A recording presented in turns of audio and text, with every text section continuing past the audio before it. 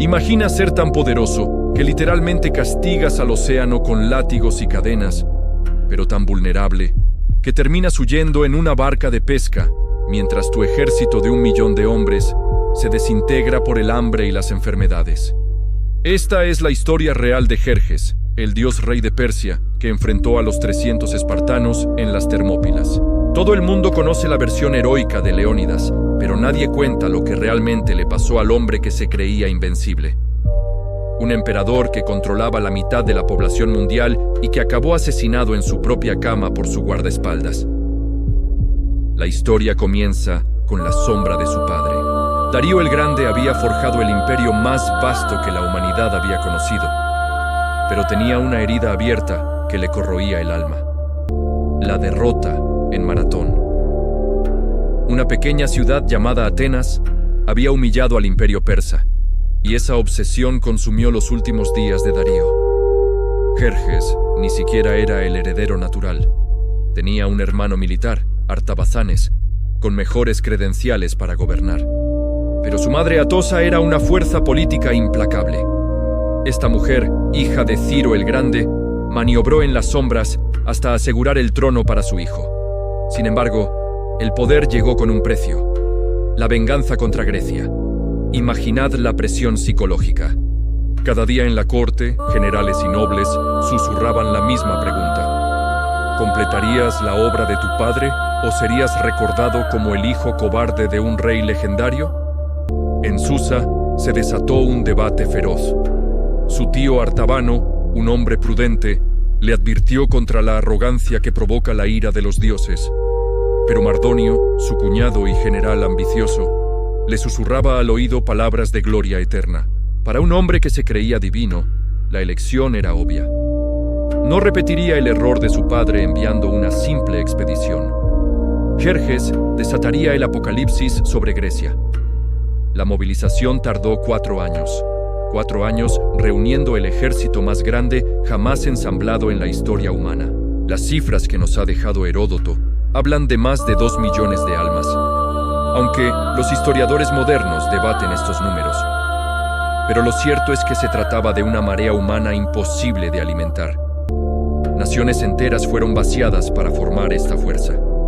Los fenicios y egipcios construyeron 1.207 trirremes, una flota que literalmente oscurecía el horizonte. Los inmortales, su guardia personal de 10.000 hombres seleccionados, marchaban junto a caballería bactriana, arqueros escitas e infantería de la India. 46 naciones distintas, hablando docenas de idiomas, todos bajo una sola voluntad: la suya. Pero Jerjes era también un ingeniero del terror. Ordenó cavar un canal de 2 kilómetros a través del monte Athos para que su flota evitara las tormentas que habían destruido la expedición anterior de su padre. No desafiaría a los dioses, los obligaría a someterse. El momento que define su locura llegó en el Helesponto, el estrecho que separa Asia de Europa. Su ejército necesitaba cruzar, así que ordenó construir 2 puentes de pontones usando más de 600 barcos. Pero una tormenta violenta destruyó la obra en una sola noche. Aquí se reveló la verdadera naturaleza de Jerjes. Según los relatos históricos, ordenó castigar al mar mismo con 300 latigazos y arrojar cadenas al agua para esclavizarlo. Sus soldados debían gritar mientras lo hacían: «Agua amarga, tu amo te inflige este castigo porque lo has ofendido sin razón». Era teatro puro, una declaración aterradora de poder absoluto. Los ingenieros responsables fueron decapitados. Se construyeron nuevos puentes, y durante 7 días y 7 noches, el ejército cruzó de Asia a Europa. Jerjes se sentó en un trono de mármol blanco, observando, y según las crónicas, lloró. Lloró al contemplar la inmensidad de su poder, sabiendo que ninguno de esos hombres estaría vivo dentro de 100 años. La marea persa avanzó por Tracia y Macedonia, como tinta derramándose sobre un mapa. Regiones enteras eran vaciadas de comida solo para alimentar a la vanguardia. Los relatos hablan de ejércitos que bebían ríos hasta secarlos. Las ciudades griegas del norte, viendo el terror que se acercaba, se rindieron enviando tierra y agua, el símbolo de sumisión total. Pero no todos se doblegaron. Cuando los heraldos persas llegaron a Atenas y Esparta exigiendo sumisión, las respuestas fueron muy diferentes. Atenas respondió con desafío, pero Esparta fue más directa. Arrojaron a los mensajeros a un pozo, diciéndoles que allí encontrarían toda la tierra y agua que quisieran. Mientras el ejército persa avanzaba implacable, recibió noticias casi cómicas. Un pequeño contingente bloqueaba su paso en un lugar llamado Termópilas, las puertas calientes. Unos pocos miles de griegos liderados por un rey espartano llamado Leónidas, con apenas 300 de sus guardaespaldas. Jerjes probablemente rió. 300 hombres contra 1.000.000. Pero cuando llegó al paso, vio algo incomprensible. Espartanos desnudos de pecho, peinando sus largos cabellos, preparándose para la muerte como si fuera una celebración. Envió un explorador que regresó confundido, incapaz de explicar los rituales que presenciaba. El dios rey esperó 4 días. No podía entender por qué no huían. Finalmente, envió un mensaje: «Entregad vuestras armas». La respuesta de Leónidas se hizo leyenda: «Ven a por ellas». La paciencia divina se agotó. Jerjes ordenó el primer asalto, enviando a los medos, cuyas familias habían sido masacradas por los espartanos en guerras pasadas. Quería ver a esos griegos arrodillados ante él. Pero el paso era estrecho, y la marea humana de Persia resultó inútil. Los medos avanzaron y fueron destrozados por las largas lanzas espartanas y sus escudos de bronce entrelazados. Desde su trono en una colina cercana, Jerjes observó cómo su ejército, el orgullo de Asia, era masacrado por un puñado de fanáticos. La primera oleada falló. Furioso, envió una segunda con el mismo resultado: cadáveres apilados sobre cadáveres. Se dice que saltó de su trono 3 veces, aterrorizado no por los griegos, sino por la incompetencia de su propio ejército. Al tercer día, desesperado, desató a los inmortales, su guardia de élite de 10.000 hombres que jamás había conocido la derrota, pero también fracasaron. El muro de escudos espartano no se movía, y los inmortales, entrenados para combate en campo abierto, no podían romper la formación en el estrecho pasillo. La frustración se convirtió en pánico. Su invasión divina estaba siendo detenida por un solo rey y su diminuta guardia. Entonces llegó la salvación de la forma más sucia. Un traidor local, llamado Efialtes, le ofreció un sendero secreto que rodeaba el paso. Jerjes aceptó, y durante la noche, los inmortales flanquearon a los espartanos. Al amanecer, Leónidas vio las armaduras persas brillando en la colina detrás de sus hombres. La trampa estaba cerrada. Pero en lugar de rendirse, decidieron luchar hasta la muerte. El asalto final fue una masacre. Los espartanos lucharon con lanzas rotas, luego con espadas, después con puños y dientes. Todos cayeron donde estaban. Jerjes había ganado, pero el precio fue aterrador: 20.000 de sus mejores hombres por 300 espartanos. Y entonces cometió el error que definiría su destino. En un acto de furia mezquina, ordenó decapitar el cuerpo de Leónidas y empalar su cabeza en una pica. Era una profanación que violaba todas las leyes de la guerra honorable. Sin saberlo, había creado un mártir. El sacrificio de las Termópilas no aterrorizó a Grecia. La unificó en odio. El camino a Atenas estaba abierto, pero el precio había sido su divinidad. El camino hacia Atenas se abrió como una herida sangrante en el mapa griego. La ciudad más poderosa de Grecia, cuna de la democracia, se encontraba completamente expuesta ante la furia del emperador persa. Los atenienses habían puesto toda su esperanza en ese puñado de espartanos, y ahora solo quedaban sus cadáveres mutilados en las rocas de las Termópilas. La evacuación de Atenas fue un espectáculo desgarrador. Temístocles, el astuto estratega ateniense, había tomado la decisión más dolorosa de su vida: abandonar la ciudad a los persas. Las familias cargaron lo poco que podían llevar y huyeron hacia la isla de Salamina, dejando atrás sus hogares, sus templos, toda su historia. Era como arrancar el alma de una civilización entera. Cuando Jerjes llegó a Atenas, encontró una ciudad fantasma. Las calles vacías resonaban con el eco de sus pasos, pero la venganza tenía que completarse. ordenó incendiar la Acrópolis, el corazón sagrado de la ciudad. Las llamas lamieron los templos durante días, y el humo negro se alzaba como una oración fúnebre hacia los dioses griegos. Desde su perspectiva, había cumplido la promesa hecha a su padre. Atenas ardía. Pero la destrucción de Atenas fue como clavar una espada en un panal. El emperador había esperado su misión y encontró resistencia multiplicada. Los griegos ya no luchaban solo por sus ciudades, ahora luchaban por vengar a sus muertos. Cada templo quemado, cada casa saqueada, se convirtió en combustible para un odio que crecía como un incendio imparable.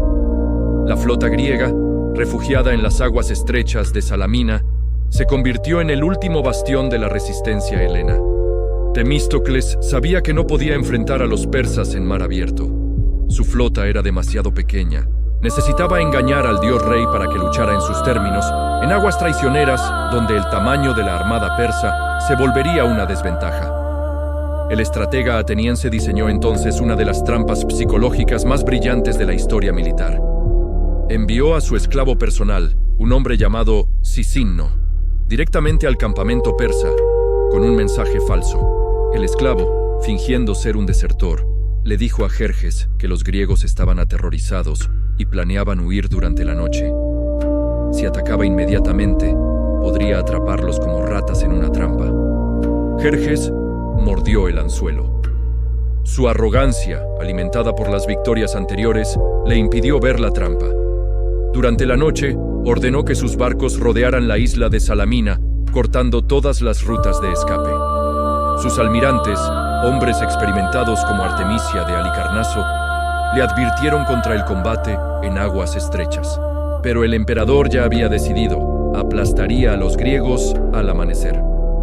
La mañana del 23 de septiembre del año 480 a.C., Jerjes mandó construir un trono dorado en las colinas que dominaban el estrecho.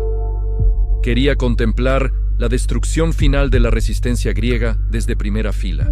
Sus escribas se prepararon para anotar los nombres de los capitanes que se distinguieran en la matanza que estaba por venir. Lo que presenció desde su trono fue el colapso de su sueño imperial. En las aguas estrechas del estrecho, sus trirremes gigantes se estorbaban unos a otros. Los barcos griegos, más pequeños y maniobrables, atacaban como lobos, embestían y se retiraban antes de que los persas pudieran responder. La formación persa se desintegró en minutos.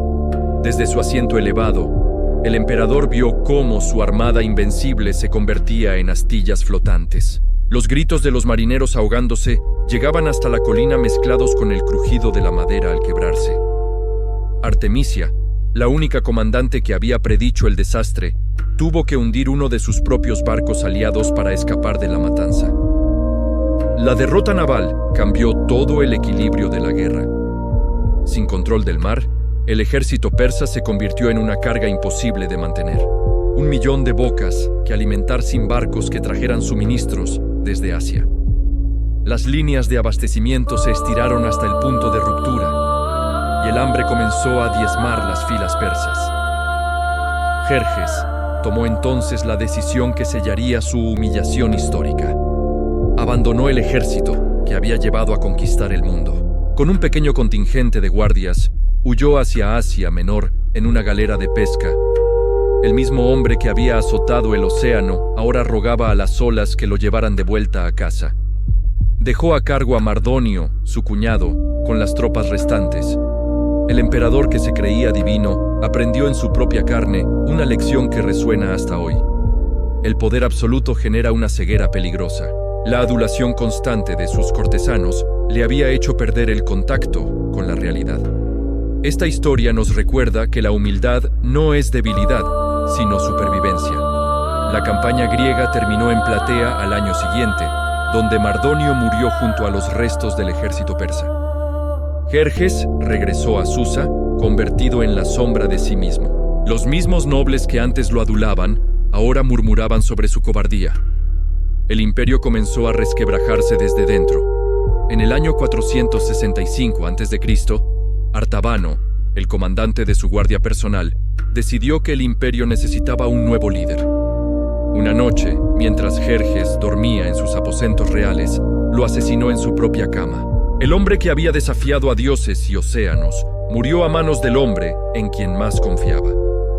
La historia de Jerjes nos enseña que el verdadero poder no reside en la capacidad de destruir, sino en la sabiduría para construir. Su legado nos recuerda que cada decisión que tomamos, cada acto de arrogancia o humildad, resuena a través del tiempo con consecuencias que van mucho más allá de nosotros mismos. Lo más irónico de todo es que Jerjes, después de conquistar y quemar Atenas, se obsesionó tanto con un proyecto arquitectónico que casi destruye su propio imperio desde dentro. Mientras sus tropas morían de hambre en territorio griego, el emperador decidió reconstruir Persépolis con una magnificencia que eclipsara todos los palacios conocidos. Ordenó traer mármol de las canteras más remotas, oro de Nubia y maderas preciosas del Líbano. Miles de artesanos fueron forzados a abandonar sus hogares para trabajar en su delirio megalómano. Pero aquí viene lo fascinante. Según los registros administrativos encontrados en las ruinas, Jerjes gastó el equivalente a mantener 50.000 soldados durante un año entero solo en los jardines colgantes de su palacio. Mientras tanto, las provincias del imperio comenzaron a rebelarse, no por idealismo, sino porque literalmente no tenían soldados para mantener el orden. La paranoia se apoderó de él de una forma brutal. Instaló un sistema de espionaje tan elaborado que tenía espías vigilando a otros espías.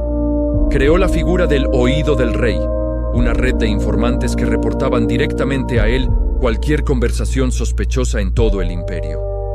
Las ejecuciones se volvieron tan frecuentes que las familias nobles comenzaron a enviar a sus hijos fuera de Persia. Pero la obsesión más extraña de Jerjes era su relación con los sueños. Según las crónicas de Heródoto, el emperador creía que los dioses le hablaban mientras dormía. Tenía un equipo de 10 intérpretes de sueños trabajando permanentemente para descifrar cada pesadilla, cada visión nocturna. Tomaba decisiones militares y políticas basándose en lo que soñaba la noche anterior. Esta obsesión onírica lo llevó a cometer uno de los errores más costosos de su reinado. Soñó que un águila dorada le ordenaba conquistar Egipto de nuevo, a pesar de que esa provincia ya estaba bajo control perso desde hacía décadas. Envió un ejército entero a sofocar una rebelión que no existía, dejando desprotegidas las fronteras del este donde los escitas preparaban incursiones reales. Los últimos años de su vida fueron un descenso progresivo hacia la locura. Se enamoró obsesivamente de la esposa de su hermano Masistes, y cuando ella lo rechazó, dirigió su atención hacia la hija de la pareja. Para estar más cerca de la familia, organizó el matrimonio entre su propio hijo Darío y la joven, pero siguió acosando a la madre. La situación se volvió tan tensa que Masistes, su propio hermano, comenzó a planear una rebelión. Jerjes se enteró a través de sus espías y ordenó asesinar a toda la familia. La ejecución fue tan sádica que incluso los cortesanos persas, acostumbrados a la violencia, se horrorizaron. Fue el momento en que muchos nobles comprendieron que su emperador había perdido completamente la cordura. Durante sus últimos meses, Jerjes desarrolló una fobia extraña. Le aterrorizaba que alguien lo tocara mientras dormía. Mandó construir su dormitorio en el centro de un laberinto, con múltiples puertas falsas y trampas mortales. Solo Artabano, el comandante de su guardia, conocía el camino correcto hasta su cama. La ironía suprema es que fue precisamente esta paranoia la que facilitó su asesinato. Artabano tenía acceso exclusivo al emperador durante las horas más vulnerables. La noche de su muerte, Jerjes había cenado solo, como era su costumbre desde hacía años. Había despedido a todos los sirvientes, excepto a su guardaespaldas de confianza. Los detalles del asesinato revelan la profunda traición que había germinado durante años. Artabano no actuó por ambición personal, sino porque un grupo de nobles lo había convencido de que el imperio se desmoronaría bajo el reinado demente de Jerjes. La conspiración incluía a generales, sacerdotes y administradores provinciales que veían cómo las arcas del Estado se vaciaban en proyectos delirantes. Pero lo más perturbador es lo que pasó después de su muerte. Artabano no proclamó su propio reinado. En su lugar, orquestó una mentira elaborada. Le dijo al hijo de Jerjes, Artajerjes, que su hermano Darío había asesinado al emperador para usurpar el trono. El joven príncipe, ciego de ira, mató a su propio hermano inocente antes de descubrir la verdad. Cuando Artajerjes finalmente comprendió que había sido manipulado, ejecutó a Artabano, pero el daño ya estaba hecho. La dinastía quedó desangrada, los nobles desconfiaban unos de otros y las provincias comenzaron a declarar su independencia una tras otra. El imperio más grande de la historia antigua comenzó su lento colapso. La historia de Jerjes nos enseña algo crucial sobre el poder y la toma de decisiones. Cuando nos aislamos de las opiniones contrarias, cuando rodearnos solo de personas que nos dicen lo que queremos escuchar, perdemos la capacidad de ver la realidad con claridad. Cada uno de nosotros, en nuestra vida cotidiana, tenemos la oportunidad de elegir la humildad sobre la arrogancia, la escucha sobre el monólogo. Sus últimas palabras, según los registros del palacio encontrados siglos después, fueron dirigidas a su asesino. Artabano creía que eras el único que nunca me mentiría. La respuesta del guardaespaldas se perdió en la historia. Pero su silencio habla más fuerte que cualquier discurso sobre las consecuencias de traicionar la confianza de quienes amamos. El hombre que azotó el mar murió ahogándose en su propia paranoia, rodeado de espejos que solo reflejaban sus miedos. Y así terminó el reinado del último dios viviente de Persia, asesinado no por sus enemigos, sino por el hombre que juró proteger su vida con la propia.